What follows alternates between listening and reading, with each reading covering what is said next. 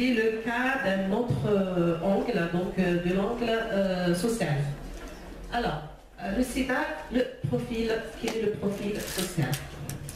Alors, l'une des principales, ici en général, l'une des principales préoccupations concernant la compréhension conceptuelle de la maladie repose sur la détermination de la cause, ou bien des causes. Donc, à la lumière de certaines théories sociologiques, comme le fonctionnalisme systémique, la responsabilité est attribuée exclusivement à l'individu en raison de son mode de vie, donc chargeant moralement le mode de transmission de certaines maladies, comme la syphilis au XVIIIe siècle et le sida actuellement. Et bien sûr, si on élargit le raisonnement de la maladie, il peut être considéré comme un châtiment divin et bien sûr d'un groupe, d'une communauté, d'une société, leur étant infligé pour avoir violé les règles morales. Donc, dans le cas du sida, la maladie est considérée comme un châtiment divin de l'homosexualité, de la relation sexuelle libertine, des conduites sexuelles anormales. On parle de châtiment, comme je l'ai dit, de fléau, de punition, de signe de temps, et on parle même d'immunodéficience d'une société moralement malade. Or, en ce qui concerne le sida, indépendamment de la condamnation de la conduite sexuelle qui est déviante, c'est un facteur qui augmente la charge morale, parce qu'on parle de la charge morale ici. Donc on a deux côtés, il y a le côté social et le côté individuel. Donc il s'ajoute bien sûr, il ne faut pas oublier qu'il y a la transmission du virus par les consommateurs de drogue par voie intraveineuse. Donc, suite à une utilisation de seringues communes, prise de certaines substances, sont caractérisées dans la société comme un stigma moral. Vas-y. Donc, par la suite, il y a une conduite, donc à leur tour, il y a une conduite sexuelle qui est dangereuse, chargeant négativement la maladie. Donc, il y a une influence directe sur la maladie elle-même, et désormais, la maladie elle-même devient immorale dans la société. Donc, d'où la stigmatisation et l'exclusion du patient et du porteur du potentiel. Donc, la stigmatisation est par rapport à la séropositivité et par rapport aussi au comportement dévié de l'individu dans sa société. Donc, ça, qu'est-ce que ça donne? On a aussi, donc, elle s'étend aussi, donc, cette stigmatisation s'étend de problèmes même aux personnes contaminées, comme on le sait, par transfusion de sang contaminé, comme les hémophiles, les multitransfusés, et par transmission dite verticale, qui est transmission mère-enfant. Donc il est nécessaire ici de souligner quelque chose d'autre, qui est le développement d'une ligne de démarcation entre séropositifs. Qu'est-ce que ça veut dire? Ici, c'est une recherche faite, donc je travaille, c'est des recherches faites par des sociologues et des historiens en médecine, d'accord? Comme Brent par exemple, diapo s'il te plaît. Donc il y a une différenciation des victimes, même par rapport au personnel de la santé. Donc nous avons des victimes qui sont innocentes et des victimes qui sont condamnées. Pourquoi innocentes? Parce qu'elles n'ont pas un rôle direct dans la contamination. Ça veut dire qu'il n'y a pas un comportement dévié, mais elles ont été victimes, donc elles ont été contaminées par une autre personne. Mais toujours est-il qu'elles sont considérées comme potentiellement dangereuses. Donc la recherche de Gianni aussi, donc c'est ça, c'est ce que je viens d'expliquer, c'est celle-là. Alors, donc la stigmatisation et par conséquent, les réactions sociales négatives à leur égard sont considérablement faibles par rapport à des personnes qui sont contaminées directement par un comportement dévié, comme on l'a dit, comme on l'a décrit tout à l'heure, que ce soit par la prise de drogue, que ce soit par des rapports sexuels déviés, ou un comportement sexuel dévié. Diapo. Donc, les phobies, ici le problème dans la société, il y a cette intégration de la maladie même, de la perception négative qui engendre des phobies irrationnelles. Il va y avoir des phobies irrationnelles de toute la population dans la société. Donc on observe que la maladie transmissible, donc liée à une faute sexuelle, elle provoque une crainte de transmission facile et directe par des contacts sociaux. C'est ce qui fait la phobie de la société vis-à-vis de quelqu'un de malade. Bien faux. Dans un second plan, il y a le caractère social de la maladie qui est détecté à partir de l'influence de la société elle-même sur le parcours de l'épidémie. Donc ici, le rôle de la société dans le parcours de la société, le jugement social sur le parcours de la société. Donc l'effet de la société découle soit des politiques, comme on le sait, officielles, officieux, le rôle social, les règles, les valeurs, les croyances. Quand je dis croyances, c'est toutes les religions aussi qui interviennent, et de coutumes. D'où mon enquête, je fais une enquête sur un échantillon de population ici à Batna, donc âge, profession et sexe confondu.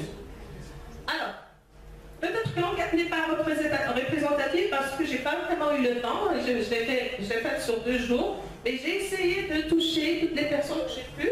Donc le but de cette recherche est d'avoir une vue globale sur la perception sociale de cette pathologie et son influence épidémiologique.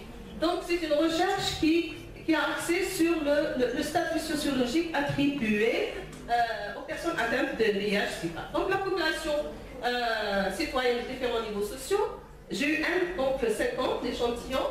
Les étudiants, donc j'ai eu des étudiants et des enseignants universitaires 15, personnel de la santé 15, les femmes, donc les femmes au foyer et les femmes actives, donc 5, et les lycéens. C'est-à-dire c'est les personnes que j'ai pu toucher en 2 jours. Peut-être que c'est pas, comme je t'ai dit, l'échantillon n'est pas représentatif, mais c'est juste pour appuyer la recherche qui a été faite.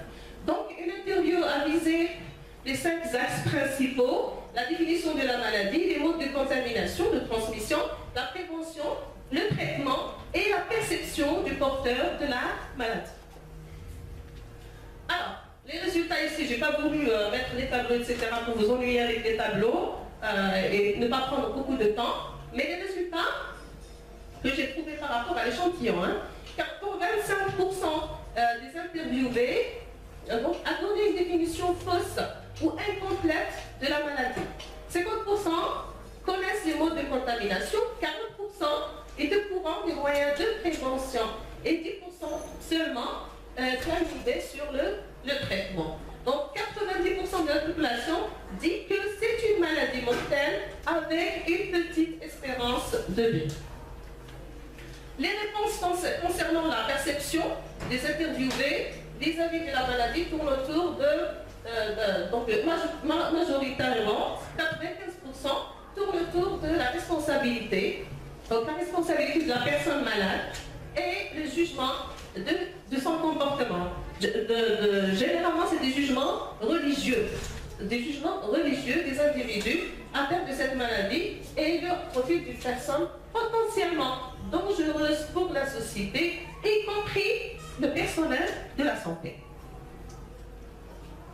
Alors, la grande majorité de la population donc interviewée est mal ou non informée sur cette maladie et des moyens de prévention et du traitement, mais elle a un jugement et même une condamnation de la personne atteinte.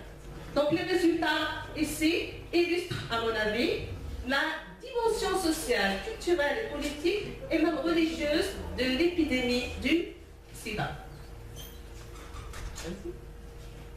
Alors, je peux conclure ici par rapport aux données, bien sûr par rapport aux données que j'ai trouvées ici par rapport à l'enquête et à l'échantillon, que la thématique de discrimination imprègne le champ de VIH/SIDA depuis le début, enfin on le sait, dès le début, mais aujourd'hui on est en 2018, ça n'a pas vraiment changé. Donc les personnes atteintes sont exposées à une discrimination liée à leur infection, mais appartiennent également à un groupe de personnes ou un groupe social qui subissent, ou des groupes qui subissent des discriminations, qu'il s'agisse de leur usage de drogue ou bien de leur comportement sexuel.